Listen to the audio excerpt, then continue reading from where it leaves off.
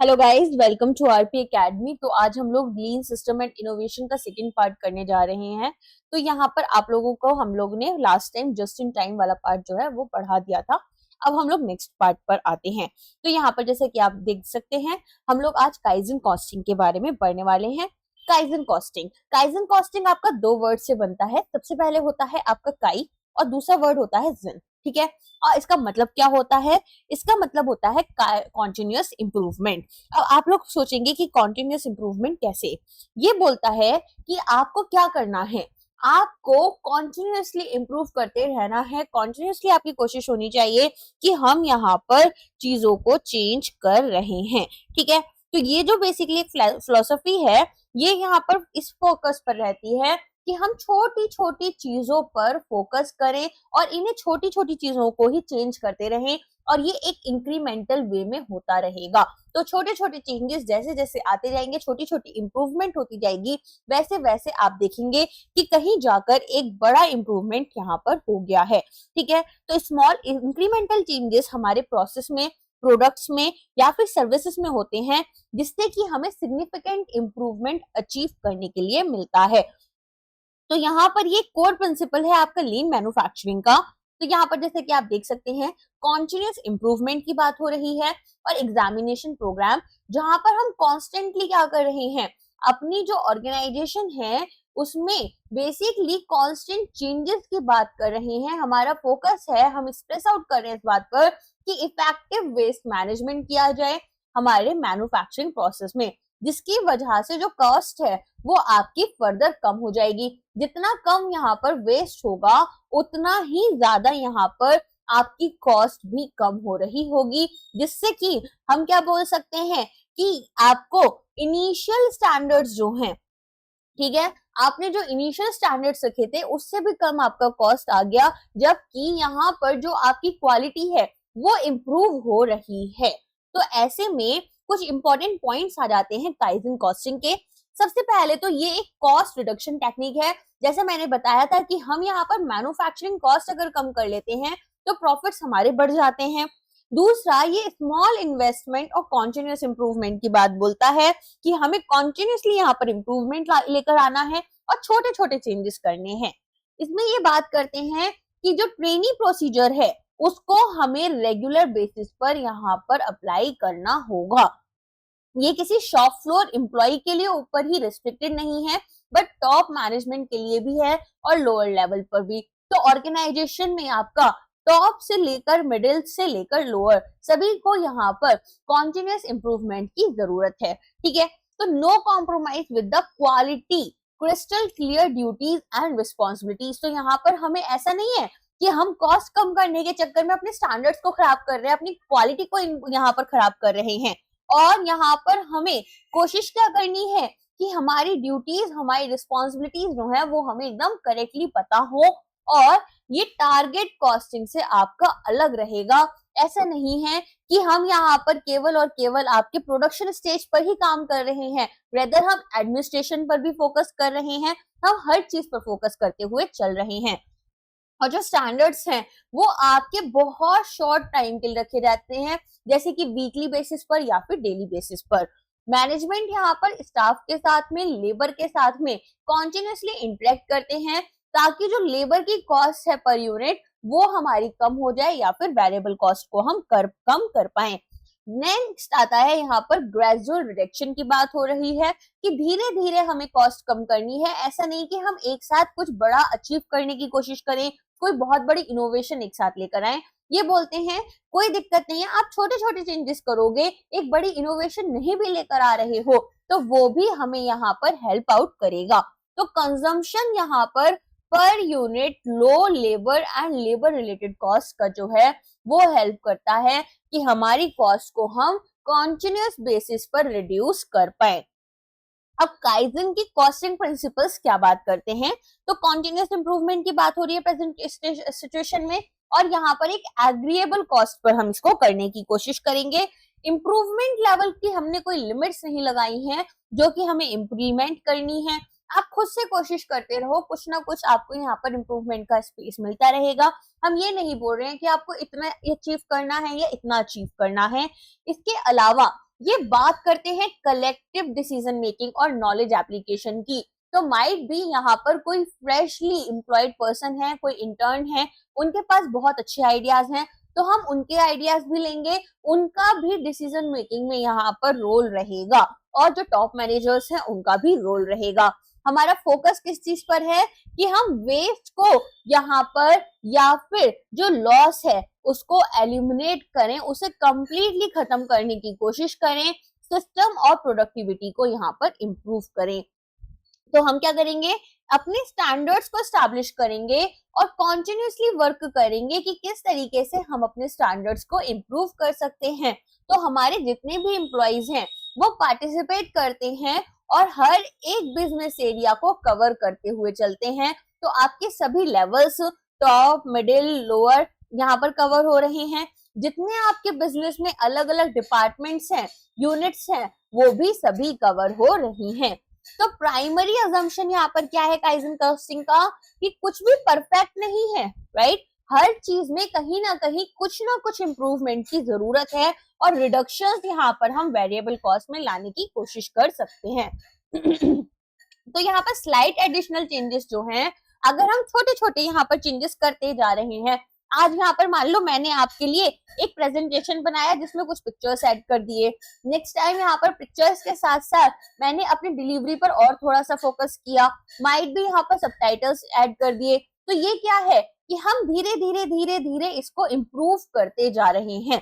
तो यहाँ पर सिमिलर चीज है कि एडिशनल चेंजेस जब हम रेगुलरली अप्लाई करेंगे और मेंटेन करेंगे उन चेंजेस को, ऐसा नहीं कि आज एक काम किया फिर उसको मेंटेन नहीं करा, तो यहाँ पर उसे मेंटेन कर कर चलेंगे, तो प्रोडक्शन स्टेज में हमारे प्रोडक्ट के लाइफ साइकिल के ओवर अ लॉन्ग पीरियड, तो इससे सब्सटेंशियल इंप्रूवमेंट्स देखने के लिए हमें मिल जाएंगे। ओके, आगे इतना समझ में। अब आती है बात की टाइप्स क्या है काइजन कॉस्टिंग के। तो सबसे पहले आपका है एसेट ओरिएंटेड, राइट। तो यहाँ पर हम ऑर्गेनाइजेशन ओरिएंटेड या फिर एसेट ओरिएंटेड जाएंगे। तो काइजन कॉस्टिंग एक्टिविटीज जो हैं वो आपकी कि भाई फर्म को यहाँ पर क्या रिक्वायरमेंट है या फर्म की क्या डील हुई है क्लाइंट की साथ में, उसके अकॉर्डिंग जाएगा। तो यहाँ प्रोडक्ट ओरिएंटेड हमारा रहता है अगर, तो यहाँ पर हम क्या करेंगे, वो एक्टिविटीज अंडरटेक करेंगे स्पेशलाइज प्रोजेक्ट्स में जहां पर हमारा ग्रेटर फोकस वैल्यू एनालिसिस पर है कि हमारा जो प्रोडक्ट है वो कितना वैल्यू ऐड कर रहा है हमारे कस्टमर की लाइफ में। तो काइजन कॉस्टिंग यहाँ पर किस हिसाब से यहाँ पर लेड आउट हुई है कि हम यहाँ पर जो वैल्यू इंजीनियरिंग स्टेप्स हैं इन्हें रीडू कर रहे हैं, और कब तक कर रहे हैं, जबकि जो हमारा प्रोडक्ट है वो हमारा कंटिन्यू रहेगा उसका प्रोडक्शन, एंड कॉन्स्टेंटली हम वर्क करेंगे उनको अपग्रेड करने में। तो जो भी प्रोसेस है हमारे प्रोडक्शन का उसको कॉन्टिन्यूसली इम्प्रूव करना है, बेटर करना है, वैल्यू ऐड करनी है, और जो एक्स्ट्रा कॉस्ट है उन्हें हमें एलिमिनेट करना होगा।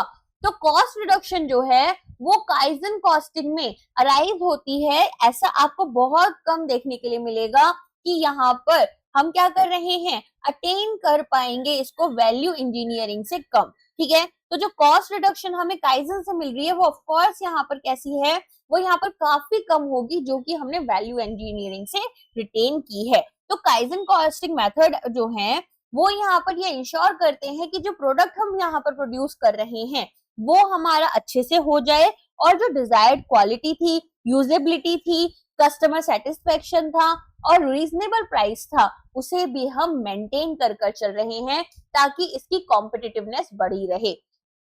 अब यहाँ पर एप्लीकेशन की बात होती है, तो यासीहुरो मॉडर्न डिफाइन कर रहे हैं काइजन कॉस्टिंग को कि यहाँ पर ये मेंटेनेंस है जो हमारी अभी की कॉस्ट लेवल्स हैं प्रोडक्ट्स की, और currently being manufactured via systematic efforts to achieve the desired cost level. तो अभी हम यहाँ पर क्या कर रहे हैं, करेंटली हमारी एक कॉस्ट चल रही है, हम उसी पर काम कर रहे हैं, लेकिन यहाँ पर हम कॉन्टिन्यूसली कोशिश कर रहे हैं कि इसको एक डिजायर्ड कॉस्ट लेवल पर लेकर आ जाए। तो टोयोटा प्रोडक्शन सिस्टम जो है ये यहाँ पर पायनियर माने जाते हैं कि सबसे पहले इन्होंने ही इसको स्टार्ट किया था, और इनका ये बोलना है कि ये जो मॉडल था ये हमने वेस्टेज को एलिमिनेट करने के लिए स्टार्ट किया था इनिशियली, लेकिन अब ये हमारे किसी भी प्रोसेस में, चाहे वो एडमिनिस्ट्रेशन से रिलेटेड हो प्रोडक्शन से, मार्केटिंग से, हम इसे कहीं भी यूज कर सकते हैं। तो ये आपका ऑफ कोर्स एक कॉन्टिन्यूअस इंप्रूवमेंट प्रोसेस होता है। की फीचर्स क्या है काइजन के? तो काइजन जो है वो फोकस करेगा कि किस तरीके से हम वेस्ट को एलिमिनेट कर रहे हैं और हमारी प्रोडक्टिविटी को इम्प्रूव कर रहे हैं। इसके अलावा कॉन्टिन्यूअस इंप्रूवमेंट को अचीव कर रहे हैं। यहाँ पर स्मॉल और इंक्रीमेंटल चेंजेस आपको देखने के लिए मिलेंगे जो कि अप्लाई हो रहे हैं और सस्टेन करेंगे लॉन्ग पीरियड के लिए। आज एक बार इन्हें लगाया, अब इन्हें कॉन्टिन्यूसली मेंटेन कर कर चलना है ताकि सिग्निफिकेंट इंप्रूवमेंट्स आते रहें और हमारी जो वर्कर्स हैं कहीं ना कहीं मल्टीपल फंक्शंस में इनका भी इन्वॉल्वमेंट देखने के लिए मिलता है और मल्टीपल लेवल्स में भी, जैसा हमने डिसीजन मेकिंग के टाइम पर देखा था कि यहाँ पर हम कलेक्टिव डिसीजन मेकिंग की कोशिश करते हैं और वैल्यू चेन एनालिसिस हमें हेल्प करता है कि क्या क्या हमारे पास में अपॉर्चुनिटीज हैं कि हम इस वेस्टेज को एलिमिनेट कर पाए। और जो इंक्रीमेंटल चेंजेस हैं वो माइट भी बहुत बार बहुत कम होंगे, बहुत छोटे रहेंगे, लेकिन ये यहाँ पर बहुत इफेक्टिव हो जाते हैं लॉन्ग टर्म में। बेनिफिट्स क्या है काइजन कॉस्टिंग के?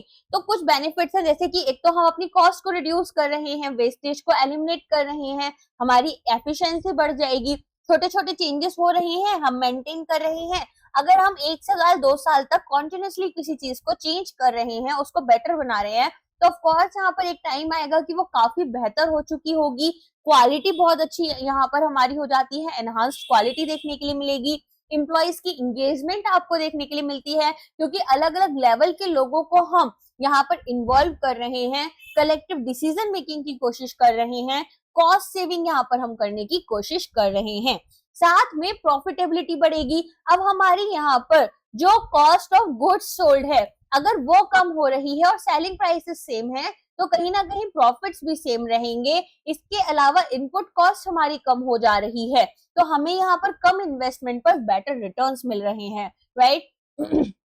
इसके अलावा यहाँ पर फ्लेक्सिबिलिटी और अडेप्टेबिलिटी देखी जाती है कि हम कॉन्टिन्यूसली यहाँ पर क्या कर रहे हैं, हम कांस्टेंट वे में अपने प्रोसेसेस को इवैल्यूएट कर रहे हैं जिसकी वजह से बिजनेस यहाँ पर चेंजिंग मार्केट कंडीशंस के अकॉर्डिंग ज्यादा अडेप्टेबल हो जाएगा। अब हमें पता है कि हमें कॉन्टिन्यूस चेंजेस करने हैं और मार्केट में सिचुएशंस चेंज हो रही हैं तो हम उसको भी यहाँ पर क्या करेंगे, एक्सेप्ट कर कर आगे बढ़ते हुए चलेंगे।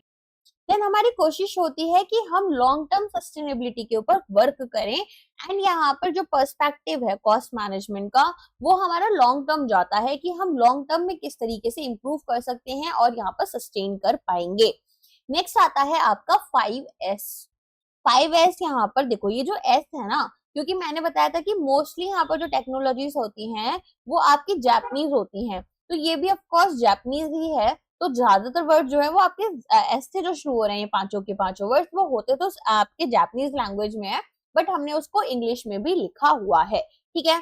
तो सबसे पहले अगर हम बात करें, ये यहाँ पर वर्क प्लेस ऑर्गेनाइजेशन का नाम है जिसमें की एक लिस्ट है 5 जापानीज वर्ड्स की। क्या क्या है? सीरी, सीटो, सीसो, सिटेत्सु एंड सिटसुकोए। तो यहाँ पर अभी थोड़ा सा प्रोनाउंसिएशन मेरा गड़बड़ हो रहा है, तो सीरी, सिटो, सीसो, सिटेत्सु एंड शिटसुके। तो ये बेसिकली क्या एक्सप्लेन करता है कि how a work space should be organised, किस तरीके से हमें एफिशिएंसी लेकर आनी है, सॉरी, एंड साथ में इफेक्टिवनेस लेकर आनी है। अब वो हम कैसे लेकर आ पाएंगे?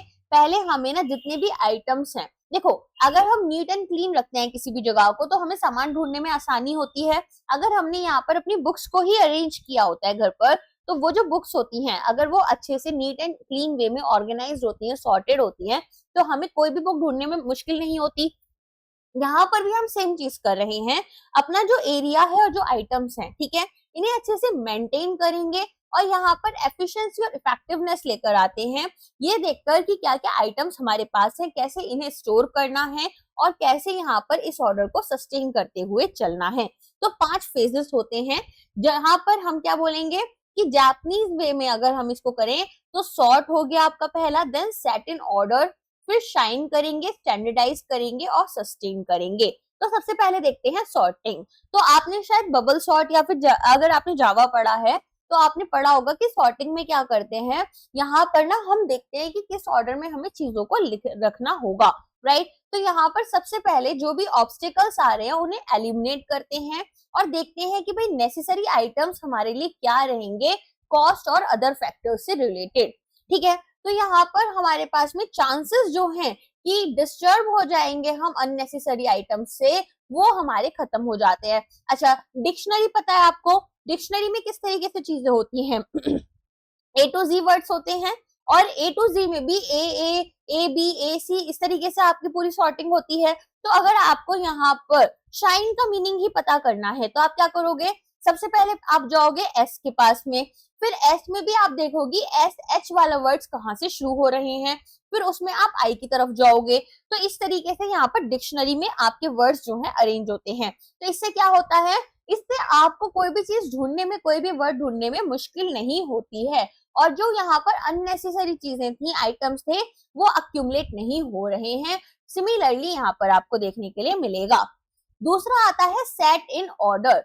तो सीटों होता है ये, यहाँ पर हम क्या करेंगे, जितने भी नेसेसरी आइटम्स हैं उनको उनकी मोस्ट एफिशिएंट और एक्सेसिबल अरेंजमेंट्स में क्या कर रहे हैं, अरेंज कर रहे हैं। तो पूरा एक ऑर्डर हम यहाँ पर बनाएंगे सो दैट क्या होगा, इनको हम इजीली सिलेक्ट कर सकते हैं यूज के लिए और वर्क फ्लो को स्मूथ और इजी बना लेंगे।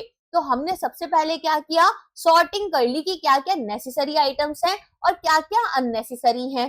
फिर इनको एक ऑर्डर में यहाँ पर सेट कर लिया। ऑर्डर में सेट करने के बाद में हम क्या कर रहे हैं, इनको first in first out basis पर रख रहे हैं कि जो सामान पहले आया उसे अपनी इन्वेंट्री से पहले निकालना है, जो बाद में आया उसे सबसे बाद में निकालेंगे ताकि इजीली हम इसको फाइंड करें और पिकअप कर पाए।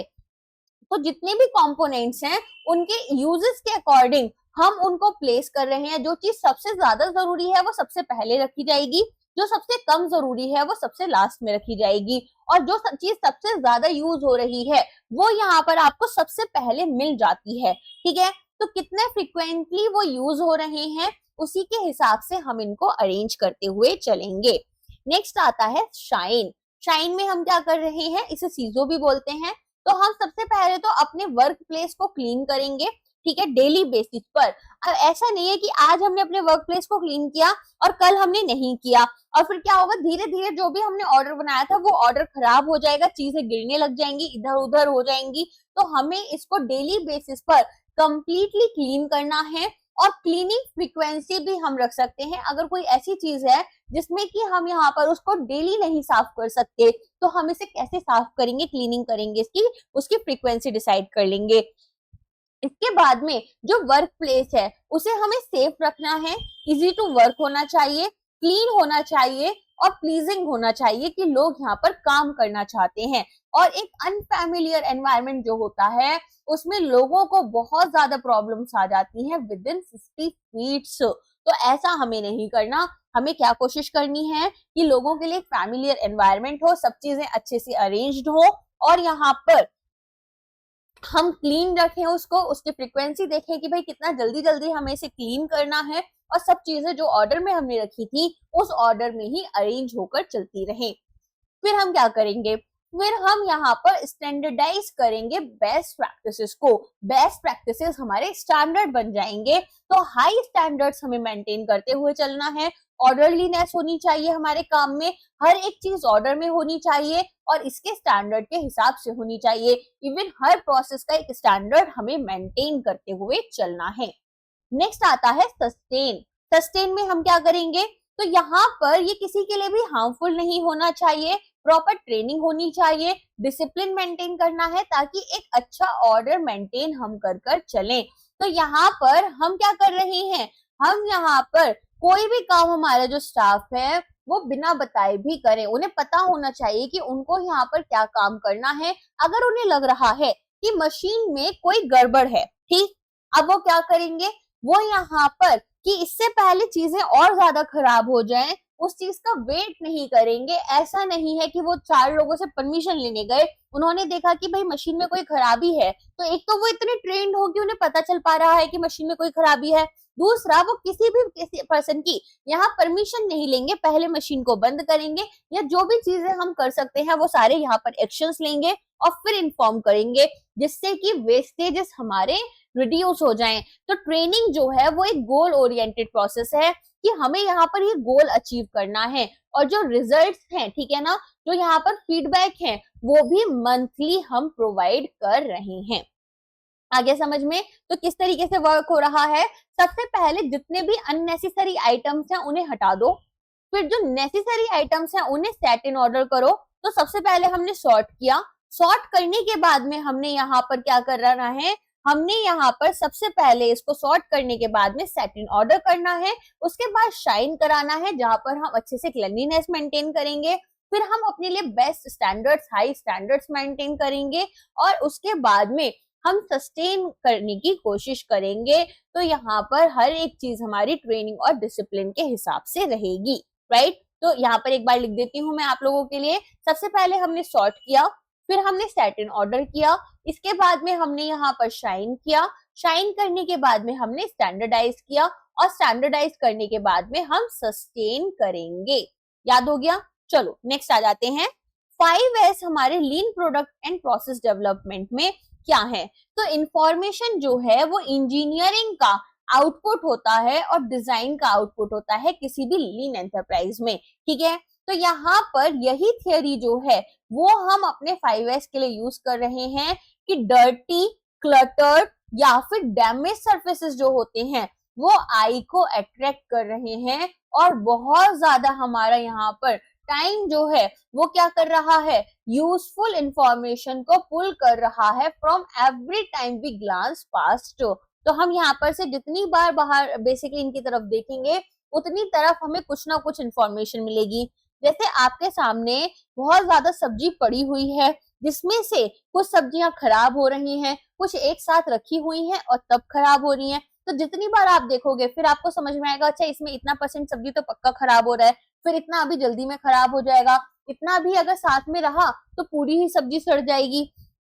तो जो ओल्ड इक्विपमेंट होते हैं वो यहाँ पर न्यू इक्विपमेंट्स को हाइड कर देते हैं आई से, और फोर्स करते हैं पीपल को कि किसको पहले यूज करना है, ठीक है।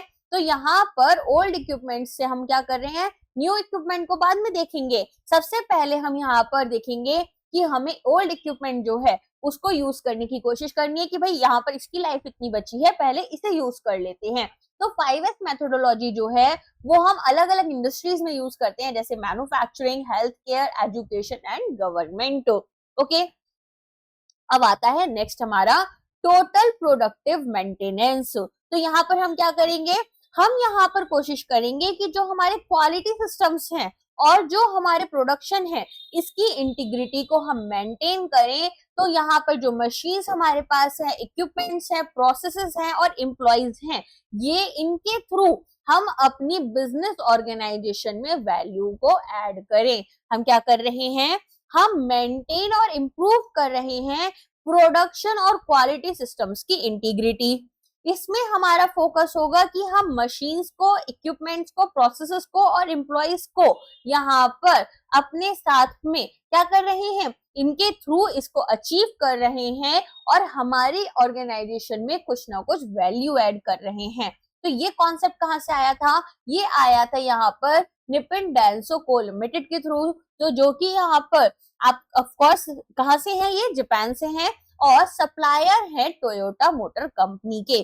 तो टीपीएम जो है ये हेल्प करती है कि हमारे जितने भी इक्विपमेंट्स हैं वो टॉप वर्किंग कंडीशन में हो, ताकि ब्रेक डाउन से हम बच पाए और मैन्युफैक्चरिंग प्रोसेस में किसी भी तरह के डिलेज नहीं आए। तो इंट्रोडक्शन जो है टीपीएम का, इसमें 4 मेन फेजेस आपके आते हैं।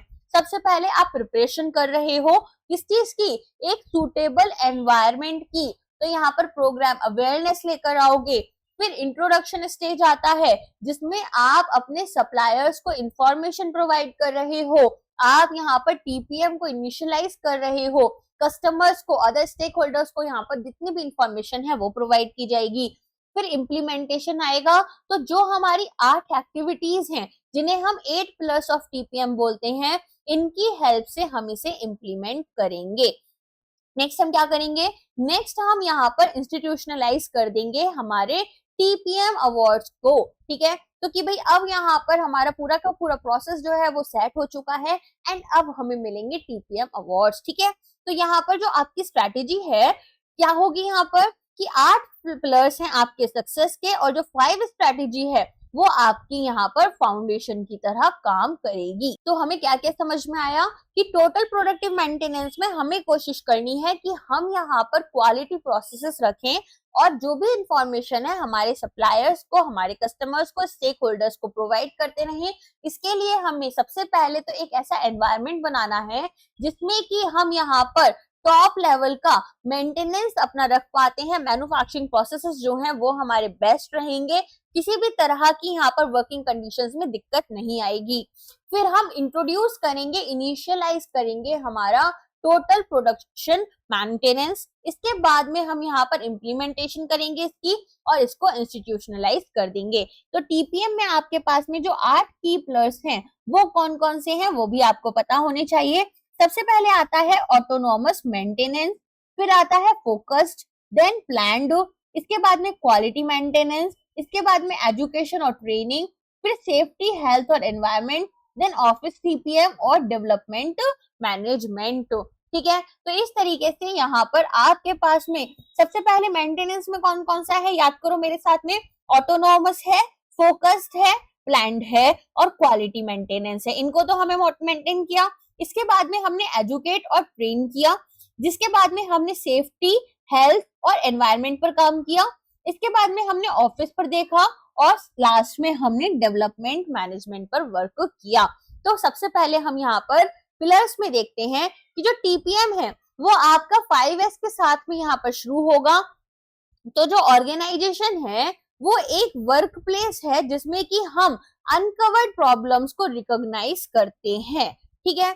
तो यहाँ पर सबसे पहले आपके पास आता है ऑटोनोमस मेंटेनेंस, जिसमें हम क्या करेंगे, जो भी हमारे इक्विपमेंट्स हैं कोशिश करेंगे कि वो बिना किसी ब्रेक डाउन के वर्क करें, ऑपरेट करें। और जिसकी वजह से देखो अगर मशीनरी सही चल रही है तो रॉ मटेरियल जाएगा, प्रोसेसिंग होगी, फिनिश्ड गुड आ जाएगा। अगर मशीनरी में कुछ गड़बड़ हो गई तो रॉ मटेरियल अंदर चला गया, उसकी प्रोसेसिंग ठीक से नहीं हो पाएगी, जिसकी वजह से हमें उसको वेस्ट मानना पड़ेगा, डिफेक्ट्स आ जाएंगे और उसे हटाना पड़ेगा। तो हमें ऐसे डिफेक्ट्स को अपने यहाँ से एलिमिनेट करना है, कंप्लीटली खत्म कर देना है।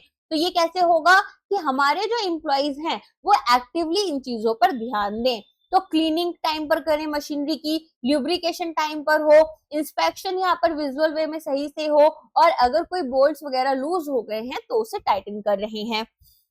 नेक्स्ट आता है फोकस्ड इंप्रूवमेंट। तो यहाँ पर आपका काइजन वाली टेक्निक लग रही है कि हम माइनर इंप्रूवमेंट्स करते रहेंगे कॉन्टिन्यूअस बेसिस पर, जिसमें कि हमारा जो पिलर है वो किस चीज पर फोकस कर रहा है कि कैसे हम अपने लॉसेस को कम कर दें हमारे वर्क प्लेस में। तो जैसे जैसे लॉसेस कम होते चले जाएंगे हमारी जो एफिशिएंसी है वो बेटर होती चली जाएगी। तो हम kaizen register, kaizen summary sheet, इसके अलावा वाई एनालिसिस और समरी ऑफ लॉसेस बनाएंगे कि भाई कोई चीज हुई है तो क्यों हुई है, किस रीजन से हुई है, क्या क्या इंप्रूवमेंट आए हैं और यहाँ पर क्या क्या लॉसेस हुए हैं। देन आता है प्लान्ड मेंटेनेंस। तो यहाँ पर हमें प्रॉपर मेंटेनेंस करानी होती है हमारे इक्विपमेंट्स की, मशीनरीज की। जैसे कार होती है या फिर आपके पास जो व्हीकल्स होते हैं उनकी कॉन्टिन्यूसली यहाँ पर आपको सर्विसिंग करानी होती है। एक बेसिकली प्रॉपर आपका शेड्यूल होता है। ऐसे ही प्रॉपर मेंटेनेंस सिस्टम हमारी किसमें होना चाहिए, इक्विपमेंट्स में होना चाहिए, ताकि हम इसको रिलायबल ज्यादा बना पाए और इसे अच्छे टाइम तक के लिए मेंटेन कर पाए। तो प्रिवेंटिव मेंटेनेंस होनी चाहिए कि कोई भी प्रॉब्लम हो उससे पहले हमने मेंटेनेंस करवा लिया। ब्रेकडाउन मेंटेनेंस होना चाहिए और corrective maintenance and maintenance prevention. तो जीरो ब्रेकडाउन हो हमारे में और ऑप्टिमम मेंटेनेंस कॉस्ट हो। जैसे संडे है तो संडे को हमने क्या डिसाइड किया कि ओके आज सारा स्टाफ छुट्टी पर रहेगा, आज हम मेंटेनेंस करवा लेते हैं, ठीक है। फिर आता है अर्ली मैनेजमेंट। यहाँ पर क्या फोकस होगा कि शॉर्टिंग करेंगे जो टाइम है हमें प्रोडक्ट और इक्विपमेंट के डेवलपमेंट में चाहिए। तो इंजीनियरिंग और री इंजीनियरिंग प्रोसेसेस को हम यहाँ पर अप्लाई करेंगे ताकि यहाँ पर जो हमारा प्रोसेस है प्रोडक्शन का वो जितना कम हो सके उतना उसे हम कम करें। इसके अलावा क्वालिटी मेंटेनेंस, जैसा कि आपको पता है, तो हमें यहाँ पर all time highest quality develop करने की, डिलीवरी करने की कोशिश करनी है हमारे बेस्ट कस्टमर सेटिस्फेक्शन के लिए। तो रूट कॉज एनालिसिस देखनी है, अगर कोई प्रॉब्लम आ रही है, कस्टमर डेटा एनालिसिस देखना है कस्टमर्स कितने खुश हैं, ठीक है। फिर आता है एजुकेशन और ट्रेनिंग। एजुकेशन एंड ट्रेनिंग में हम क्या करते हैं, यहाँ पर हम इम्प्रूव करते हैं नॉलेज को और स्किल्स को, और हमारे जो एम्प्लॉइज हैं उनके मोराल को भी एनहांस कर रहे हैं। तो एक हमारे पास यहाँ पर ट्रेनिंग कैलेंडर होगा, ट्रेनिंग पॉलिसीज रहेंगी, ऑन साइट ट्रेनिंग होगी यहाँ पर, ठीक है, ताकि हम अवेयरनेस लेकर आ पाए सेफ्टी से रिलेटेड। नेक्स्ट आता है ऑफिस टीपीएम। इसमें क्या होगा, अपनी जो टीपीएम टेक्निक्स हैं उनको हम हमारे एडमिनिस्ट्रेशन में भी अप्लाई करेंगे ताकि प्रोडक्टिविटी और एफिशिएंसी जो है हमारे एम्प्लॉइज की उसे भी हम बढ़ा पाए, ठीक है। तो कॉन्टिन्यूसली हमने क्या किया, सबसे पहले तो हमारे जो एम्प्लॉइज हैं, स्टाफ है, लेबर हैं, सभी को यहाँ पर एजुकेट किया, ट्रेन किया, मशीन से रिलेटेड यहाँ पर उनको सारी की सारी चीजें प्रोवाइड की गई, ठीक है। इसके बाद में यहाँ पर हमने अपने एडमिनिस्ट्रेशन के ऊपर फोकस डाला, वहां पर देखा कि उनके प्रोसेसेस में कैसे एफिशिएंसी लेकर आ सकते हैं, एंड देन यहाँ पर सेफ्टी, हेल्थ और एनवायरनमेंट की बात होती है। तो अबव ऑल सेफ्टी होती है वर्कर्स की, राइट। अभी आप इंडिया में देखते हैं अलग अलग केमिकल इंडस्ट्रीज, जैसे हैदराबाद में हुआ था, विशाखापट्टनम में एक बार हुआ था, कि वहां पर क्या होता है, कुछ ना कुछ लीकेजेस हो गए या फिर कुछ यहाँ पर बर्स्ट हो गए, जिसकी वजह से हमारे वर्कर्स जो है उनकी डेथ हो जाती है। देखो इंडिया में इन चीजों को उतना सीरियस लिया नहीं जाता है, किसी की डेथ होती है 2 दिन न्यूज में आता है, फिर लोग भूल जाते हैं, उनके घर वाले नहीं भूल रहे हैं, लेकिन जो जनरल पब्लिक है इंडिया में वो भूल जाती है। बट ऐसा दूसरी कंट्रीज में नहीं होता। अगर किसी भी कंट्री में ऐसा कोई एक इंसिडेंस हुआ ना, तो सालों साल तक उस इंसिडेंस की बात की जाती है, उसको एक लेसन की तरह लिया जाता है और हमेशा चीजों को सही करने की कोशिश की जाती है।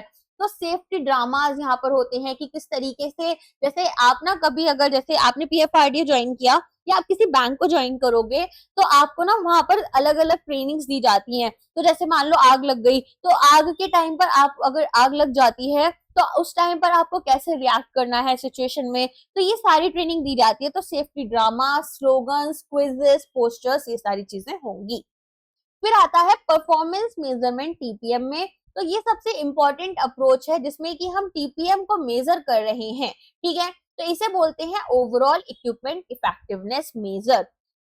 तो ओई मेजर जो है वो यहाँ पर क्या करेंगे, हम आइडेंटिफाई करेंगे 6 बिग लॉसेस हमारे कौन कौन से हैं। सबसे पहले तो इक्विपमेंट का फेलियर या फिर ब्रेकडाउन, फिर सेटअप और एडजस्टमेंट्स यहाँ पर किस तरह होंगी, आइडलिंग और यहाँ पर minor stoppages, reduction speed, reduced yield, quality defects और रिवर्क। हम यहाँ पर इन सभी चीजों पर काम कर रहे हैं, ठीक है। तो हमें क्या कोशिश करनी है कि ओवरऑल हमारा जो इक्विपमेंट है उसकी इफेक्टिवनेस कितनी है। तो ये हमें यहाँ पर कैसे पता चल रहा है, ये हमें पता चलता है कि हमारे टीपीएम की परफॉर्मेंस कैसी रही, और टीपीएम की परफॉर्मेंस जानने के लिए यहाँ पर हमारे ओई के मेजर को मेजर करने के लिए हमें क्या करना है, 6 बिग लॉसेस को आइडेंटिफाई करना है कि क्या हमारा इक्विपमेंट फेलियर हुआ था तो कितनी बार हुआ था। इसके अलावा हमें क्या क्या चीजों को एडजस्ट करने पड़े बार बार, क्या क्या हमें यहाँ पर सेटअप्स में चेंजेस करने पड़े।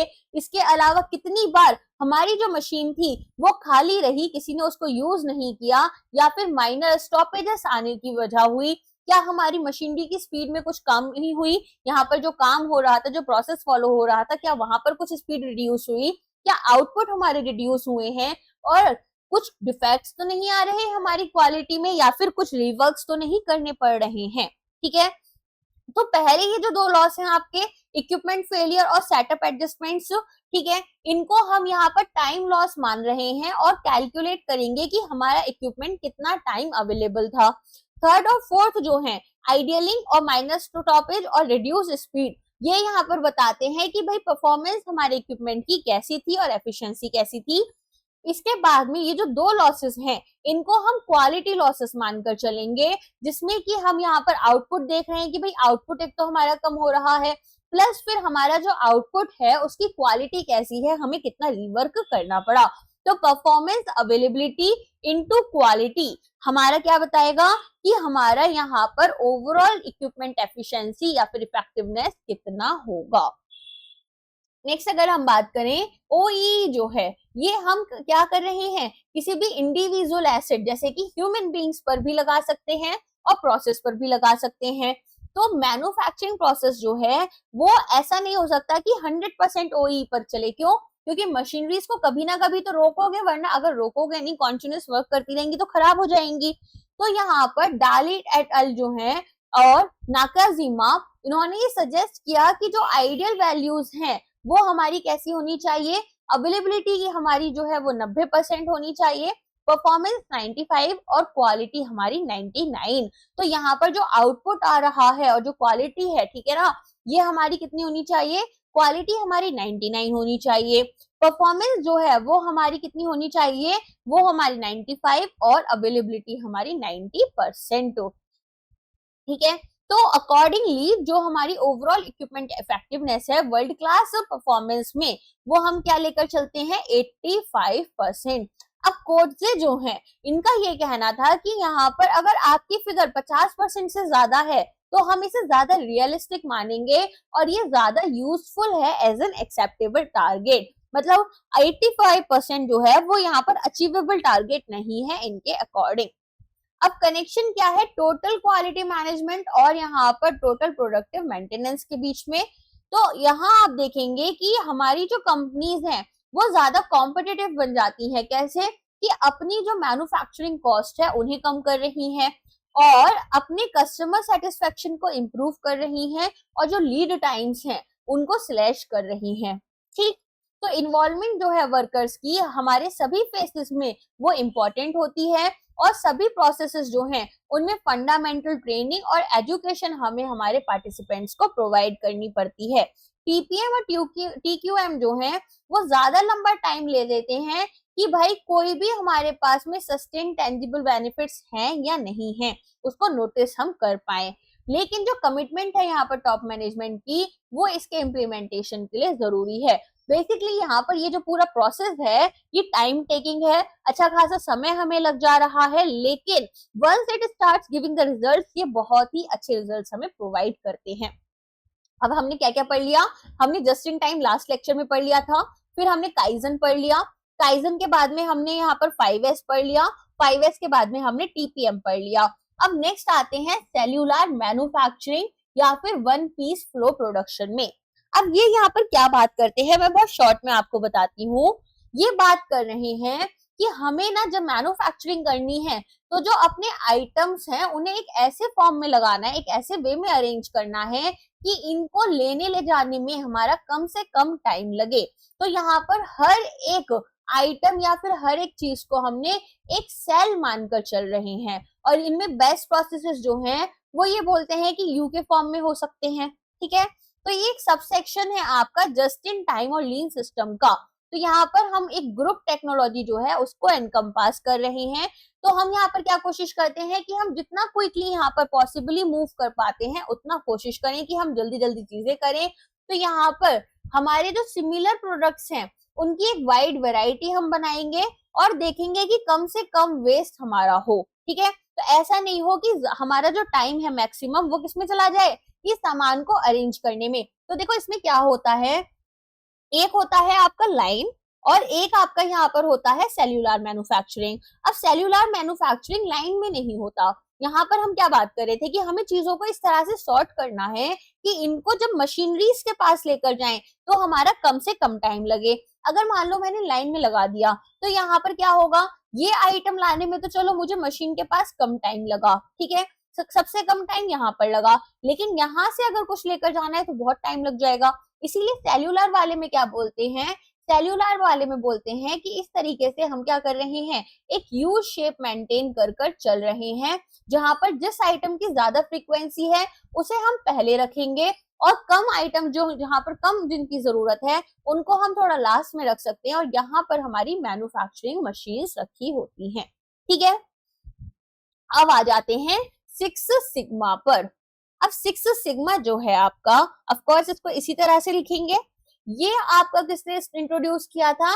इंजीनियर बिल स्मिथ ने इंट्रोड्यूस किया था, ये जब मोटोरोला में वर्क कर रहे थे। ठीक है, तो ये यहाँ पर काफी ज्यादा वेल नोन हो गया आफ्टर जैक वेल्च, जिन्होंने यहाँ पर अपनी स्ट्रैटेजी जो थी, बिजनेस स्ट्रैटेजी, जनरल इलेक्ट्रिक एक बहुत बड़ी कंपनी है, ठीक है, इस पर इन्होंने फोकस किया और अब अलग अलग सेक्टर्स में इंडस्ट्री के यूज हो रही है। तो ये क्या बात करती है? ये बात करती है क्वालिटी इंप्रूवमेंट टेक्निक्स के बारे में, जिसका यहाँ पर मेन ऑब्जेक्टिव है कि हम अपने जो डिफेक्ट्स हैं, ठीक है, उन्हें एलिमिनेट करें, जो कि हमारे कस्टमर सेटिस्फेक्शन को अफेक्ट कर रही हैं, कम कर रही हैं। तो जो प्रीमिसेस है हमारे सिक्स सिग्मा के, ये क्या बात करते हैं कि सबसे पहले तो ये देखो कि क्या क्या डिफेक्ट्स आपके प्रोसेस में आ रहे हैं और किन किन वेज में कंपनी यहाँ पर इन डिफेक्ट्स को खत्म कर सकती है, एलिमिनेट कर सकती है और जीरो डिफेक्ट्स अचीव कर सकती है। ठीक है, तो सिक्स सिग्मा यहाँ पर क्या करता है? एक बैलेंस्ड स्कोर कार्ड बनाता है। अब वो कैसे बनाता है?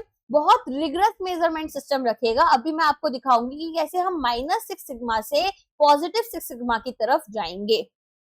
ठीक है, तो प्राइमरी फोकस क्या है कि सबसे पहले तो कस्टमर सेटिस्फेक्शन है, फिर जो डेटा ड्रिवन फैक्ट्स हैं उसके हिसाब से हम डिसीजंस लें, मैनेजमेंट, इंप्रूवमेंट्स और प्रोसेसेस पर हमारा फोकस रहे, हमारी प्रोएक्टिव मैनेजमेंट टीम हो, कोलैबोरेशन यहाँ पर बिजनेसेस के अंदर हो और गोल हो परफेक्शन का, जीरो डिफेक्ट्स का। तो न्यूमेरिकल कॉन्सेप्ट पर आ जाते हैं। सिग्मा, सिग्मा आपको पता है एक स्टैटिस्टिकल टर्म है, जिसमें हम ये देखते हैं कि हाउ फार हमारा जो प्रोसेस है वो डिविएट कर सकता है परफेक्शन से। सिग्मा हम क्या निकालते हैं? हम यहाँ पर सिग्मा से अपना स्टैंडर्ड डेविएशन निकालते हैं। याद है स्टैंडर्ड डिविएशन कैसे निकाल रहे थे कि सबसे पहले हम मीन निकालते हैं, मीन में फिर हम देखते हैं स्टैंडर्ड डिविएशन कितना है, कितने वेरिएंसेस आ रहे हैं। तो सिग्मा, सिक्स सिग्मा भी आपका इसी चीज के बारे में बात करता है। जितना ज्यादा नंबर आपका हाई होगा उतना ही आप क्लोज टू परफेक्शन आ जाते हो। ठीक है, तो वैल्यू जो है डिफेक्ट परसेंटेज की वो कितनी होगी? तो सिक्स सिग्मा बोलता है कि यहाँ पर 10 10 लाख अपॉर्चुनिटीज जो होती हैं आपकी, 10 लाख अपॉर्चुनिटीज में आपको केवल 3.4 डिफेक्ट्स मिल रहे हैं। या फिर यहाँ पर आप बोल सकते हैं कि आप जो चीजें कर रहे हैं, जो आप काम कर रहे हैं, उसमें आप 99.99966% करेक्ट रहेंगे। मतलब आप कितनी बार गलत हो सकते हो? 0.00034 टाइम्स ही आप यहाँ पर गलत हो सकते हो, राइट? तो यहाँ पर ये बोलते हैं कि ये कैसे पॉसिबल है कि हम अपने डिफेक्ट्स को कम से कम कर दें, ऐसे मेथड्स, ऐसे वेज लेकर आए कि हमारे डिफेक्ट्स कम हो जाएं। और ये डिफेक्ट्स हमारे कम कैसे हो सकते हैं कि हम यहाँ पर देखें कि लेवल क्या है हमारे डिफेक्ट्स का प्रोसेस में, और देखें कि भाई ये डिफेक्ट्स आ क्यों रहे हैं, कितने बड़े डिफेक्ट्स हैं, इन डिफेक्ट्स का कारण क्या है। और हमारे अगर यहाँ पर परफेक्ट सिक्स सिग्मा चाहिए तो ये तो पॉसिबल नहीं है, लेकिन हम रेलेवेंट बेनिफिट्स अचीव कर सकते हैं अगर हम एक सिग्मा लेवल से दूसरी सिग्मा लेवल तक आएंगे। अब आप अपनी स्क्रीन पर ये पूरा का पूरा ग्राफ देख सकते हैं, जहां पर हम -6 से +6 की तरफ जा रहे हैं। ठीक है, अब अगर मैं बात करूं, जब हम यहाँ पर अपने -6 से +6 की तरफ हैं, तो ऐसे में हम अपने परफेक्शन की तरफ जा रहे हैं। तो स्टार्ट करते हैं। अगर हमारी लेवल 1 सिग्मा है तो हम देखेंगे कि हर 10 लाख यूनिट्स पर हमें 6,91,462 टाइम्स डिफेक्ट्स मिल रहे हैं, मतलब 462 यूनिट्स में डिफेक्ट मिल रहा है। और इसको एक परसेंटेज बोल सकते हैं, दैट इज 31, जो काफी हाई होगी, राइट? लेकिन जैसे ही हम 4 सिग्मा पर आ रहे हैं, तो 4 सिग्मा में हमें केवल 6,210 यहाँ पर डिफेक्ट्स मिल रहे हैं हमारे 10 लाख यूनिट्स में। अगर हम बात करें 6 सिग्मा की, तो 6 सिग्मा में तो जैसा मैंने बताया 3.4 डिफेक्ट्स आपको 1 मिलियन यूनिट्स में मिलेंगे, जिसका मतलब क्या था? 99.9996% का यहाँ पर हमने क्या अचीव किया है? क्वालिटी अचीव कर लिया है। ठीक है, तो इस तरीके से हम इसको निकाल रहे होंगे। चलिए नेक्स्ट यहाँ पर इम्प्लीमेंटेशन की बात आ जाती है। तो इम्प्लीमेंटेशन अगर हमें सिक्स सिग्मा का करना है तो हम कौन सी अप्रोच लेकर चलते हैं? तो यहाँ पर आपके पास में दो मेथड्स रहते हैं। एक आपका आता है DMAIC। DMAIC का क्या मतलब होता है? इसका मतलब होता है define, measure, analyse, improve, control. ठीक है, define, measure, analyse, improve, control. तो हम यहाँ पर क्या कर रहे हैं? यहाँ पर हम कोशिश कर रहे हैं कि हमारे पास में ऐसे बिजनेस प्रोसेस और डिजाइन रहें कि हमारे पास सबसे ज्यादा हमारे बिजनेस को स्टेबलाइज हम कर पा रहे हैं और यहाँ पर ऑप्टिमाइज कर पा रहे हैं। डेटा ड्रिवन इंप्रूवमेंट साइकिल हमारी यूज होगी जिससे कि हम हमारे बिजनेस को ऑप्टिमाइज और स्टेबलाइज करेंगे। तो यहाँ पर DMAIC में आपके पास में ये जो 5 वर्ड्स मैंने पूरा जो एक्रोनिम बताया है, ठीक है, ये क्या है? ये यहाँ पर 5 स्टेजेस होती हैं, 5 फेजेस होते हैं। तो ये आपके किसके बारे में बात कर रहे हैं कि किस तरीके से एग्जिस्टिंग बिजनेस को हमें इम्प्रूवमेंट करना है। और ये जो इम्प्रूवमेंट आएगा वो कैसे आएगा? एक ड्रामेटिक इम्प्रूवमेंट होगा हमारे पूरे बिजनेस साइकिल में। तो इस तरीके से आप DMAIC देख सकते हैं, राइट। क्या करोगे? डिफाइन करोगे प्रॉब्लम क्या है, उसके बाद में ये प्रॉब्लम कितनी बड़ी है इसे नंबर्स में लिखोगे, क्वांटिफाई करोगे। उसके बाद में यहाँ पर एनालाइज करोगे कि भाई प्रॉब्लम जो है उसका कॉज क्या है।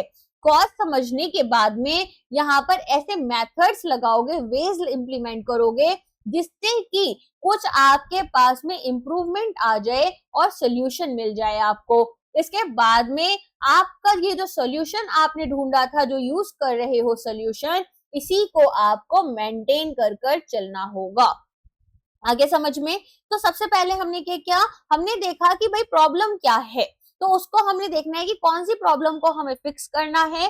तो इसमें हमारे इंप्रूवमेंट प्रोसेस का ये एक पहला फेज होता है जिसमें कि टीम जो है वो एक पूरा प्रोजेक्ट चार्टर बनाएगी, एक हाई लेवल मैप बनाएगी हमारे प्रोसेसेस का और समझेगी कि भाई कस्टमर्स जो हैं उनकी जरूरतें क्या क्या हैं। उसके हिसाब से यहाँ पर हमारी टीम आउटलाइन करेगी पूरे प्रोजेक्ट के फोकस को अपने लिए और लीडरशिप के लिए ऑर्गेनाइजेशन के। तो डिफाइन करेंगे प्रॉब्लम को, यहाँ पर एक प्रॉब्लम स्टेटमेंट होगी, फिर हमारा गोल क्या है तो गोल स्टेटमेंट बनाएंगे, फिर प्रोसेस देखेंगे कि भाई प्रोसेस मैप्स हमारे क्या यूज करेंगे हम, कस्टमर क्या चाहते हैं और कस्टमर कौन है, और यहाँ पर जो प्रोजेक्ट की प्रोग्रेस है वो दूसरे लोगों को इन्फॉर्म करेंगे।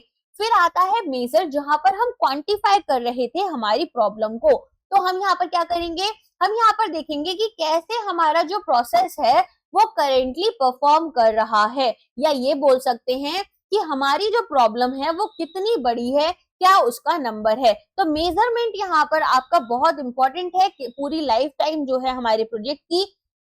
तो एज अ टीम हम यहाँ पर डेटा कलेक्ट करना शुरू करेंगे हमारे प्रोसेस का भी, और हम यहाँ पर देखेंगे कि कस्टमर जो हैं वो यहाँ पर किस चीज के ऊपर ज्यादा फोकस है, किस चीज की उनको ज्यादा केयर होती है।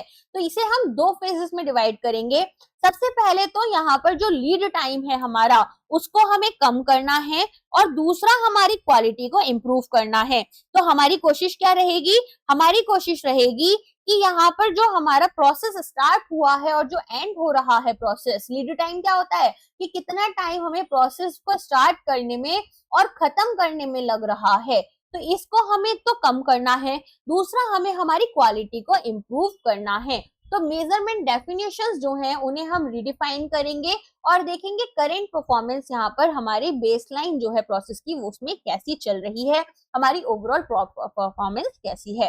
तो सबसे पहले तो हम देखेंगे कि भाई कैसे पर हमारे जो प्रोसेसेस हैं करेंटली परफॉर्म कर रहे हैं। फिर यहाँ पर हम एक प्लान बनाएंगे कि किस तरीके से डेटा को कलेक्ट करना है। फिर हमें ये भी देखना है कि डेटा रिलायबल है, कोई गड़बड़ तो नहीं करी गई डेटा में।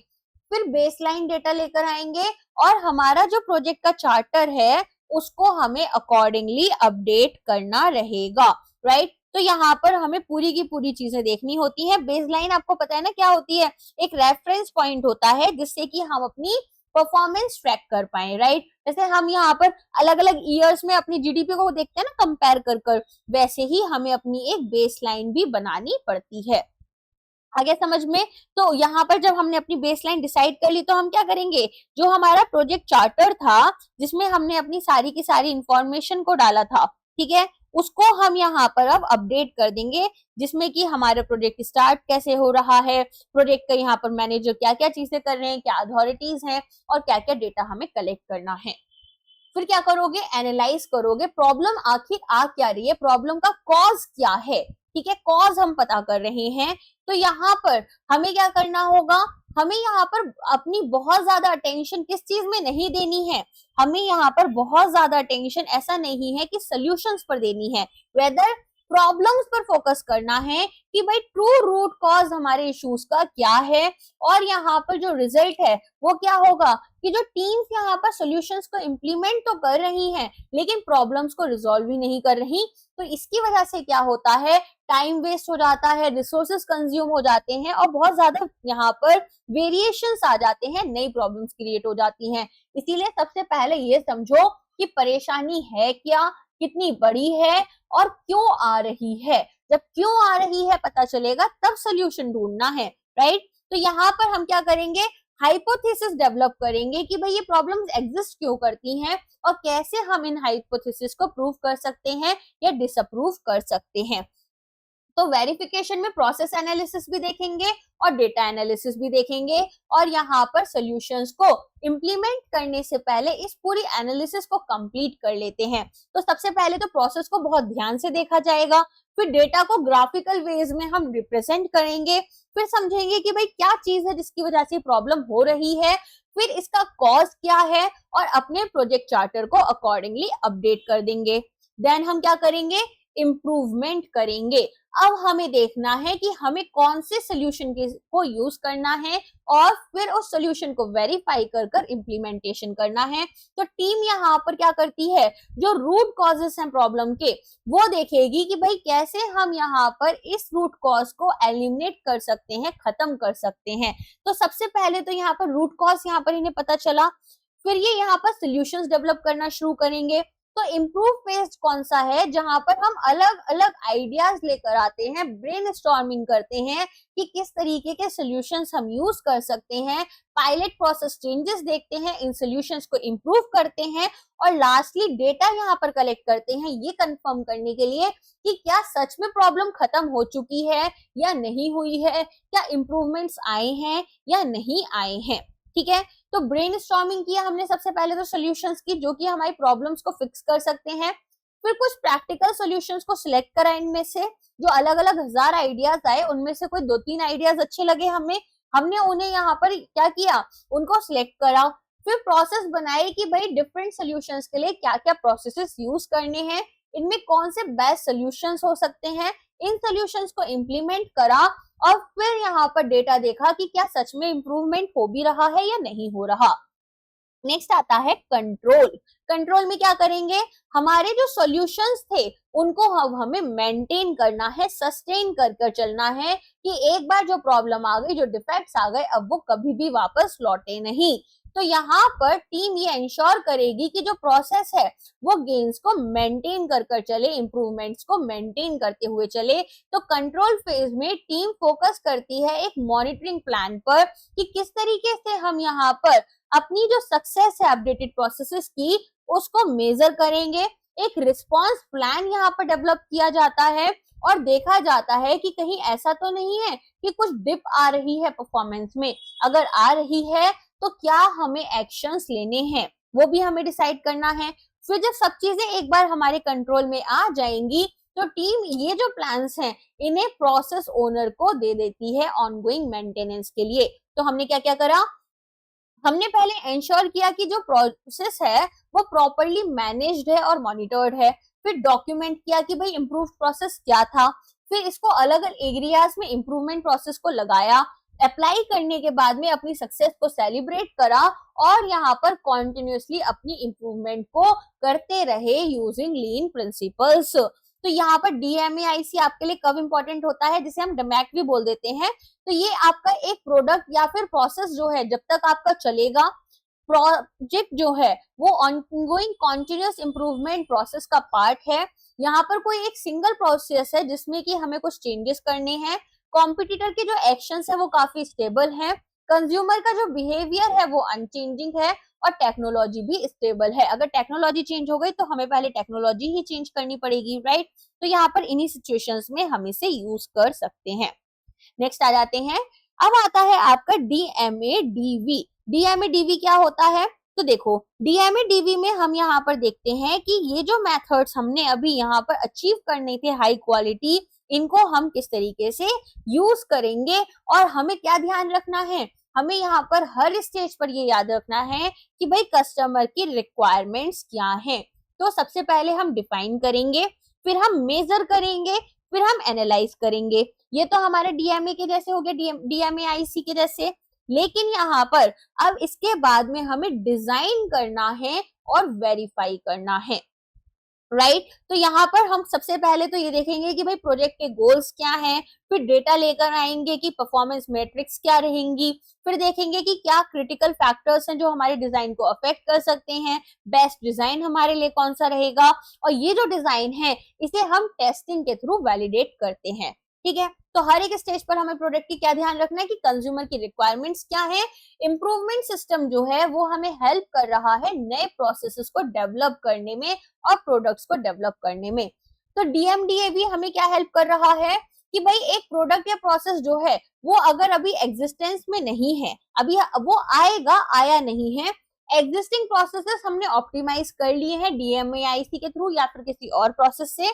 अब प्रोजेक्ट्स के यहाँ पर स्ट्रेटेजिक इंपॉर्टेंस है, मल्टीपल प्रोसेसेस जो हैं इन्हें हमें चेंज करना पड़ेगा, कॉम्पिटिटर की परफॉर्मेंस यहाँ पर चेंज हो रही है, कस्टमर का बिहेवियर चेंज हो रहा है, और टेक्नोलॉजी ग्रो कर रही है, मतलब एक नए प्रोडक्ट की कहीं ना कहीं डिमांड आ रही है। तो डीएमएआईसी में हम एग्जिस्टिंग प्रोसेसेस को रिव्यू कर रहे हैं, और डीएमएडीवी में हम एक नया डिजाइन लेकर आ रहे हैं। ये आपका एक रिएक्टिव प्रोसेस है कि कोई प्रॉब्लम आ गई फिर क्या सोल्यूशन लेना है। ये प्रोएक्टिव प्रोसेस है कि प्रॉब्लम के आने से पहले ही सोल्यूशन ढूंढ लिया। यहाँ पर हम अपनी कैपेबिलिटी को बढ़ा रहे हैं, यहाँ हम नए प्रोडक्ट्स लेकर आ रहे हैं तो अपनी कैपेसिटी बढ़ा रहे हैं। यहाँ पर आप देखेंगे कि हमें क्वांटिफाइड बेसिकली क्या हो रहा है, बेनिफिट्स हो रहे हैं, जल्दी नहीं हो रहे, ठीक है। यहाँ पर क्या हो रहा है कि जो बेनिफिट्स हैं उन्हें हम क्वांटिफाई नहीं कर पा रहे हैं क्योंकि हम लॉन्गर टर्म को देखते हुए चल रहे हैं, राइट। चलो अब आगे देखते हैं। डीएमएडीवी मैंने जैसा बताया, डिफाइन क्या करना था हमें कि यहाँ पर प्रॉब्लम क्या है, ठीक है, कस्टमर कौन से रहेंगे, गोल्स हमारे क्या हैं, और टारगेट प्रोसेस क्या रहेगा। फिर मेजर करना था यहाँ पर कि कैरेक्टरिस्टिक्स हमारी क्या रहेंगी जो कि क्रिटिकल है क्वालिटी के लिए जो इंपॉर्टेंट है। फिर प्रोडक्ट हमारी कैपेबिलिटीज क्या रहेंगी, प्रोडक्शन प्रोसेस कैपेबिलिटीज हमारी क्या है, और क्या क्या रिस्क इन्वॉल्व है। इसके बाद में परफॉर्मेंस गोल्स हम देखेंगे, और हमारे पास में जो इनपुट्स है प्रोसेसेस के वो देखेंगे कि कैसे वो हमारे आउटपुट को अफेक्ट कर रहे हैं। तो मेजर में बेसिकली हमने डेटा कलेक्ट करा, डेटा कलेक्ट कर उस डेटा को यहाँ पर एनालाइज करा, एनालाइज करने के बाद में हम डिटेल्स के ऊपर काम करेंगे, हमारे जो मेथड्स थे उनको ऑप्टिमाइज करने की कोशिश करेंगे, सिमुलेशंस को रन करेंगे, और फिर देखेंगे कि क्या डिजाइन हमें बनाने चाहिए, ठीक है। अब डिजाइन से एक बार हमारे यहाँ पर प्लान बन गया, उसको फिर हमें वेरीफाई करना है कि कौन कौन से डिजाइन हमारे लिए सही है, तो वैलिडेशन लेंगे और इसके बाद में नया प्रोजेक्ट शुरू कर देंगे। सिमिलैरिटीज क्या है कि दोनों ही सिक्स सिग्मा मेथोडोलॉजीज को यूज कर रहे हैं, दोनों ही यहाँ पर same kind of six sigma quality management tools हैं, कस्टमर की नीड्स इन दोनों का ही बेसिक पैरामीटर है, दोनों ही फंडामेंटल सिक्स सिग्मा मेथोडोलॉजीज को यूज कर अपनी क्वालिटी को इंप्रूव कर रहे हैं। ब्रॉडली डीएमएआईसी जो है वो एग्जिस्टिंग प्रोसेसेस को इंप्रूव कर रहा है, और डीएमएडीवी नए डिजाइन्स को यहाँ पर लेकर आ रहा है या रीडिजाइनिंग कर रहा है। तो क्वालिटी मैनेजमेंट टूल्स की अगर हम बात करें तो सिक्स सिग्मा ने काफी सारे क्वालिटी मैनेजमेंट टूल्स को स्टैब्लिश किया है, जैसे कि कंट्रोल चार्ट हो गया, जिसमें हम यहाँ पर स्टैट्स लेकर चल रहे हैं, नंबर्स के ऊपर फोकस करेंगे, देखेंगे कि कहाँ कहाँ वेरिएंसेस आ रहे हैं, ये जो वेरिएंसेस हैं ये फेवरेबल हैं, अनफेवरेबल हैं, क्या बिजनेसेस में यहाँ पर चेंजेस आ सकते हैं। हिस्टोग्राम यूज करेंगे जिसमें कि हम अलग अलग फैक्टर्स को देखेंगे, फिर देखेंगे कौन से एरियाज हैं जहां पर हमें ज्यादा अभी अटेंशन देनी चाहिए, फिर पैरेटो डायग्राम आ जाता है, जिसमें कि हम ये देखते हैं कि हमारा 80-20 का रूल जाना चाहिए कि 80% डिफेक्ट्स जो हैं वो 20% कॉजेस से आ रहे हैं, राइट। तो मेजरली जो हमारी प्रॉब्लम है वो 20% प्रॉब्लम्स को सॉल्व करने से हमारी 80% डिफेक्ट्स खत्म हो जाएंगे। प्रोसेस मैपिंग में हम यहाँ पर वर्क फ्लो डायग्राम बनाते हैं कि जैसे इनपुट आउटपुट ये सारा होता है ना, तो यहाँ पर कि किस तरीके से काम हो रहा है और कैसे लीड टाइम को कम कर सकते हैं, साइकिल टाइम को कम कर सकते हैं। रूट कॉज एनालिसिस में हम ये देखते हैं कि भाई कोई प्रॉब्लम हो रही है तो उसका मेन रीजन क्या है। स्टैटिस्टिकल प्रोसेस कंट्रोल में हम स्टैटिस्टिकल मेथड्स को यूज करते हैं ताकि हम डेटा को एनालाइज करें, अपनी स्टडीज करें और प्रोसेसेस की कैपेबिलिटी को मॉनिटर करें। ट्री डायग्राम में हम यहाँ पर अपने की गोल्स, फिर सब गोल्स, फिर की टास्क, ये सारी चीजें देखते हैं ताकि मेंबर्स जो हैं एम्प्लॉइज अपनी थिंकिंग को एक्सपेंड कर पाए। कॉजेस और इफेक्ट डायग्राम की बात करें तो ये हमें ये बताता है कि क्या क्या वेरियस कॉजेस हैं किसी गिवन इफेक्ट के लिए, कि कोई प्रॉब्लम हुई तो उसका कारण क्या था, लिमिटेशंस क्या हैं। तो यहाँ पर हम केवल क्वालिटी के ऊपर फोकस कर रहे हैं। अगर इंटेंजिबल रिजल्ट्स हैं तो हमारे को समझ नहीं आएगा, क्योंकि यहाँ पर तो हम नंबर्स की ही मेजरली बात कर रहे हैं। सब्सटेंशियल इंफ्रास्ट्रक्चर इन्वेस्टमेंट करनी पड़ेगी, बड़ी कंपनीज कर सकती हैं, छोटी कंपनीज के लिए थोड़ा मुश्किल है, ये कुछ टास्क के लिए काफी कॉम्प्लिकेटेड हो जाती है। सभी प्रोडक्ट्स में आपका 6 सिग्मा स्टैंडर्ड नहीं यूज होगा। 6 सिग्मा जो है वो स्पेसिफिक टाइप ऑफ प्रोसेस पर ही फोकस करता है और यहाँ पर बहुत सारे रियल टाइम बैरियर्स हैं जो कि रिजॉल्व करने होते हैं, लेकिन थियोरेटिकल कॉन्सेप्ट्स को अगर हम प्रैक्टिकल एप्लीकेशन में लेकर आते हैं तो कुछ ना कुछ इश्यूज आते हैं, ठीक है। तो लर्न 6 सिग्मा आ जाता है जो कि लीन 6 सिग्मा आ जाता है जो कि लीन और 6 सिग्मा का एक कॉम्बिनेशन है, जहां पर हम बेटर रिजल्ट्स लेकर आना चाहते हैं। और यहाँ पर हम क्या कर रहे हैं, हम यहाँ पर लीन को या फिर 6 सिग्मा को एक साथ लगाएंगे, ना कि अलग अलग। तो ये हमारी स्पीड भी बढ़ा देती है और इफेक्टिवनेस भी बढ़ा देती है किसी भी प्रोसेस की। तो इसमें हम क्या कर रहे हैं, अपने प्रॉफिट्स को मैक्सिमाइज कर रहे हैं, बेहतर टीम्स बना रहे हैं, कॉस्ट जो है हमारी इनपुट कॉस्ट इन्हें मिनिमाइज कर अपने कस्टमर्स को सेटिस्फाई कर रहे हैं।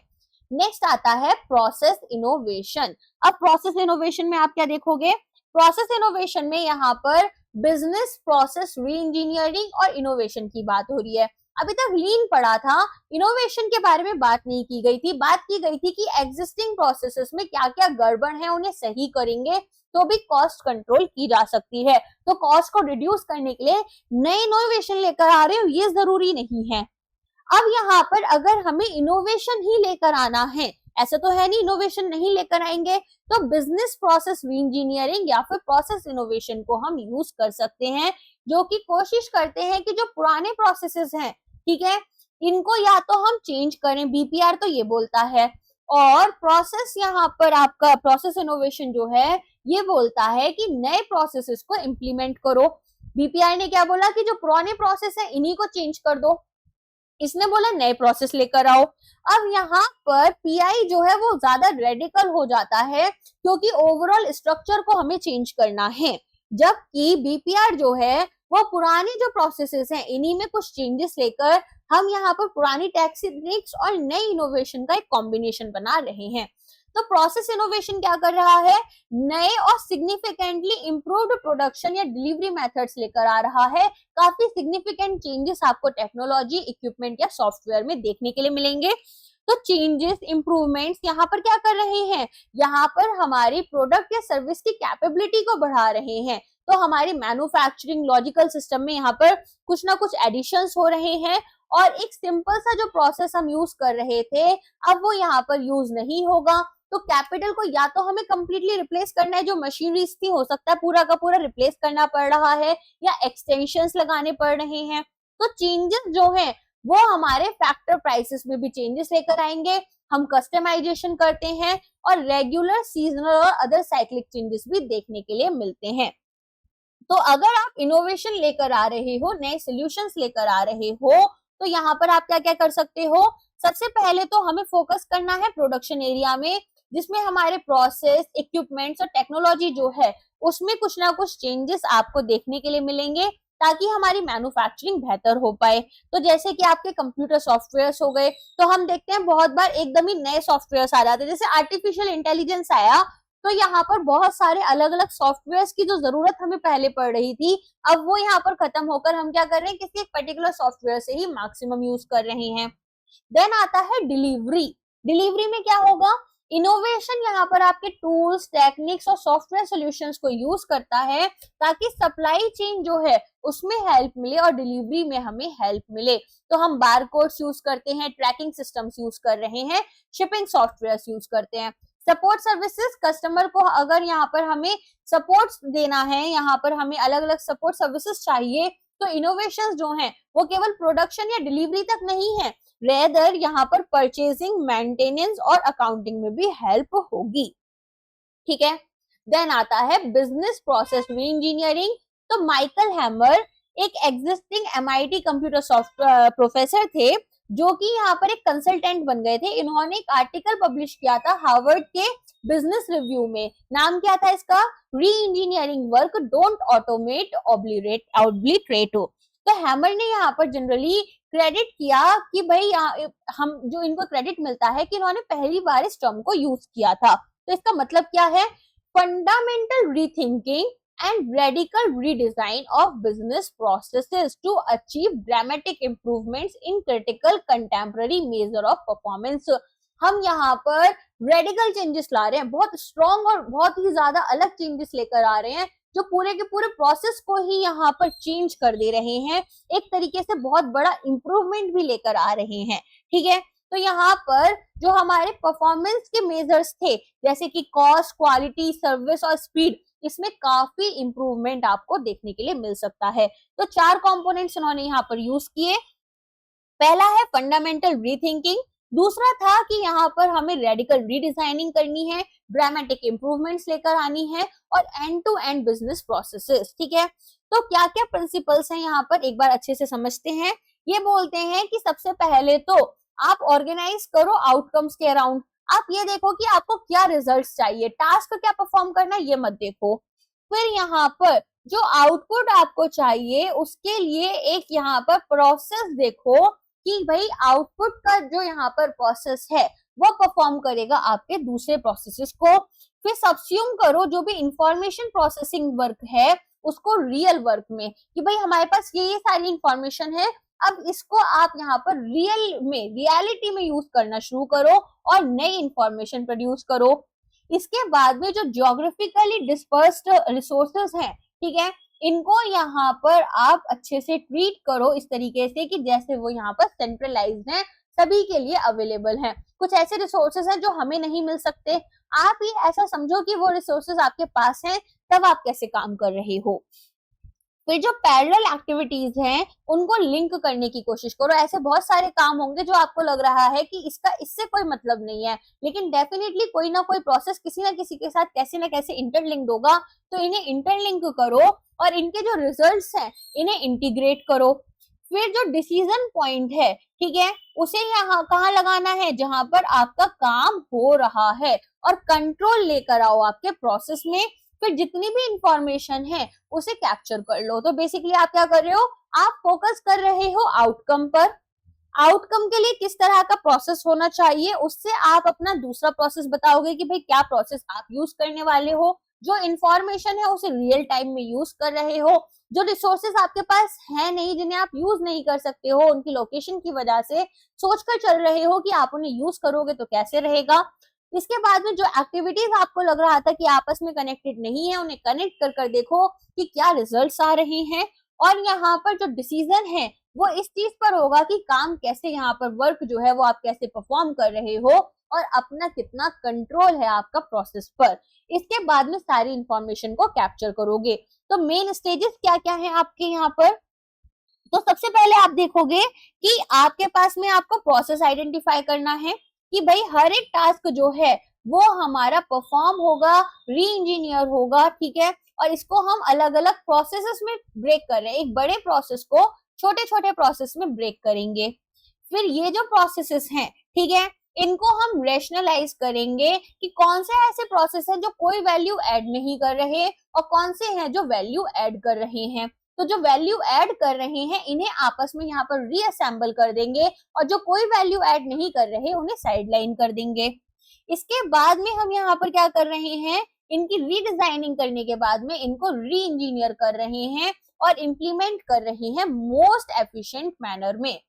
तो हम क्या यूज करते हैं, पोर्टर का वैल्यू चेन यहाँ पर यूज करते हैं, जो कि कॉमनली हमारे बिजनेस प्रोसेस रीडिजाइनिंग में यूज होता है। और हम यहाँ पर आइडेंटिफाई करेंगे कि कौन कौन से प्रोसेसेस यहाँ पर हमारे लिए इंपॉर्टेंट है और कौन से प्रोसेसेस हमारे लिए इंपॉर्टेंट नहीं है, और अकॉर्डिंगली फिर हम वर्क करेंगे। गाइज आज के लिए बस इतना ही है। अगर वीडियो पसंद आया तो सबसे पहले तो लाइक कर लेना। इसके अलावा हम आपके लिए कुछ कोर्सेज लेकर आए हैं, तो इसके बारे में भी आप जान लीजिए। सबसे पहले बात करते हैं PFRDA के टेस्ट सीरीज की। देखो, अगर अभी तक आपने टेस्ट सीरीज नहीं लगाई है, ठीक है, या फिर कोई टेस्ट सीरीज परचेज नहीं की है, तो कर लो। मैं यहाँ पर आपको ऑफकोर्स अपनी यहाँ पर रिकमेंड करूंगी कि आप RPA एकेडमी की टेस्ट सीरीज लगाओ। अगर आपको क्वालिटी देखनी है तो हमारा एक मॉक टेस्ट यहाँ पर डाउनलोड कर सकते हो RPA एकेडमी ऐप को और लगा कर देख सकते हो। इसके अलावा टेस्ट सीरीज बहुत जरूरी है। आपको लगता है कि नहीं ये वाली टेस्ट सीरीज नहीं, तो कोई और टेस्ट सीरीज डेफिनेटली आपको लगानी है। मैं ऐसा यहाँ पर गार्जियन आपको बता रही हूँ। इसके बाद में बात करते हैं, हमारे पास में आपको मिलेंगे 1000+ MCQs, जो कि pension sector, economics, finance, management, costing, commerce and accountancy से रिलेटेड है। 500 से ज्यादा करंट अफेयर्स MCQs आपको मिल जाते हैं। 10 phase 1 paper 2 mock test, 5 phase 2 paper 1 and 10 phase 2 paper 2 mock test. इसके अलावा जो भी आपके डिस्क्रिप्टिव आंसर्स होते हैं, डिस्क्रिप्टिव इंग्लिश होती है, वो सब हम लोग अपने आप ही रिव्यू करते हैं और आपको फीडबैक देते हैं 1 to 1। तो यहाँ पर ऐसा नहीं है कि आपने टेस्ट सीरीज परचेज की और वहां पर हमारा रोल खत्म हो गया। डेफिनेटली हम आपका साथ आपकी पूरी प्रिपरेशन में देते हैं। जैसे आप जानते हैं IFSC ग्रेड A का भी यहाँ पर कोर्स जो है अब हमने रिलीज कर दिया है, क्योंकि नोटिफिकेशन आने की बात चल रही है। तो आपको यहाँ पर कंप्लीट सिलेबस कवरेज मिलता है, PDF के फॉर्म में हम आपको क्लासेस देते हैं। वीडियो क्लासेस अभी हम आपको प्रोवाइड नहीं करते। इसमें economics, finance, management, costing, commerce, gift city और IFSC एक्ट हम कवर करेंगे। डिस्क्रिप्टिव इंग्लिश गाइडेंस हम आपको प्रोवाइड करते हैं। Previous year question solutions, 5 mock test आपके phase 1 paper 2, 5 mock test phase 2 paper 1 और 5 आपके लिए पेपर 2 के हम प्रोवाइड करेंगे। इसके अलावा PFRDA और IFSC का हमारा कॉम्बो कोर्स भी है, जहां पर आपको 5 मॉक टेस्ट आपके phase 1 paper 2, 5 mock test phase 2 paper 1, सभी सब्जेक्ट्स के नोट्स आपको मिल जाते हैं along with descriptive English guidance. इसके अलावा गाइस हमारा सेबी ग्रेड A और PFRDA ग्रेड A का भी कॉम्बो कोर्स है, जिसमें अगेन यहाँ पर PDF क्लासेस ही आपको मिलेंगी। तो यहाँ पर आपको टॉपिक वाइज नोट्स मिल जाते हैं, डाउनलोडेबल रिवीजन शीट्स मिल जाती हैं, 5 mock test phase 1 paper 2, 5 mock test phase 2 paper 1 और पेंशन सेक्टर के। देखो, कॉस्टिंग की क्लासेस तो मैंने ऑलरेडी आपके लिए YT पर कवर कर दी हैं, साथ में कॉमर्स एंड अकाउंटेंसी की भी। फाइनेंस की क्लासेस आपको इस कोर्स में फ्री मिल जाती हैं। बाकी यहाँ पर मैनेजमेंट जो है उसकी सीरीज ऑलरेडी यूट्यूब पर चल रही है। टाइम मिला तो मैं पेड क्लासेस के लिए कुछ क्लासेस बना दूंगी, बट मैं इसको प्रॉमिस अभी नहीं कर सकती हूँ, मेरे पास भी थोड़ा टाइम का शॉर्टेज है। अगर बात करें RBI के grade A grade B combo course की, तो ये भी हम आपको प्रोवाइड करते हैं, जिसमें कि हम यहाँ पर 1 महीने में आपके साथ में जूम सेशन भी कनेक्ट करते हैं या फिर गूगल मीट सेशन कनेक्ट करते हैं और आपको गाइड करते हैं। इसके अलावा आपको topic wise notes, downloadable printable revision sheets, phase 1 phase 2 के मॉक टेस्ट और ऑल्टरनेट डे डिस्क्रिप्टिव प्रैक्टिस मिलता है, जहां पर हम ऑल्टरनेट डेज पर आपको 1 से 2 क्वेश्चंस प्रैक्टिस करने के लिए देते हैं और उसके सोल्यूशन आप हमें लिख कर दोगे, हम रिव्यू कर आपको बताते हैं, उसका फीडबैक देते हैं। मेंटरशिप कोर्स में हम यहाँ पर हर हफ्ते आपके साथ में 1 to 1 कनेक्ट करते हैं और यहाँ पर ये कॉल के थ्रू, जूम मीट के थ्रू या फिर गूगल के थ्रू हो जाता है। तो जहाँ पर कि हम आपको सारा का सारा गाइडेंस प्रोवाइड करते हैं, कैसे आपको प्रिपरेशन करनी है, क्या बैरियर्स आप फेस कर रहे हो, आप यहाँ पर हमसे टेक्निकल या फिर अलग तरह के कोई भी डाउट्स आपको लग रहे हैं वो हमसे पूछ सकते हो। नेक्स्ट यहाँ पर PFRDA का कोर्स है, वो भी आप हमारे साथ ज्वाइन कर सकते हैं। तो इसमें आपको PDF नोट्स मिल जाएंगे एंड साथ में आपको 5 mock test phase 1 paper 2, 5 mock test phase 2 paper 1, 5 mock test phase 2 paper 2 के मिलेंगे एंड यहाँ पर भी आपको डिस्क्रिप्टिव आंसर राइटिंग जो है वो मिल जाती है, जिसे हम रिव्यू कर आपको 1 to 1 फीडबैक देते हैं। सेबी ग्रेड A का भी कोर्स हम आपको प्रोवाइड करते हैं एंड बाकी हमारे RBI grade B, NABARD grade A, JIIB, CIIB, SIDBI, एडा, इन सब से रिलेटेड कोर्सेज भी आपको हमारे बेसिकली RPA एकेडमी ऐप पर मिल जाएंगे। और अगर अभी तक आपने टेलीग्राम ग्रुप हमारा ज्वाइन नहीं किया है तो इसे ज्वाइन करना भी मत भूलना। तो आज सबसे पहले अगर आप हमारी क्लासेस देख रहे हैं तो आपको 2 काम करने हैं। एक तो टेलीग्राम ग्रुप हमारा ज्वाइन कर लेना है और चैनल ज्वाइन करना है। दूसरा आपको आरपी एकेडमी ऐप को यहाँ पर डाउनलोड करना होगा। चलिए अब मिलते हैं हमारी नेक्स्ट क्लास में। अगर लेक्चर पसंद आया तो लेक्चर को लाइक करना, शेयर करना, सब्सक्राइब करना मत भूलना। अब मिलते हैं नेक्स्ट क्लास में। Thank you so much.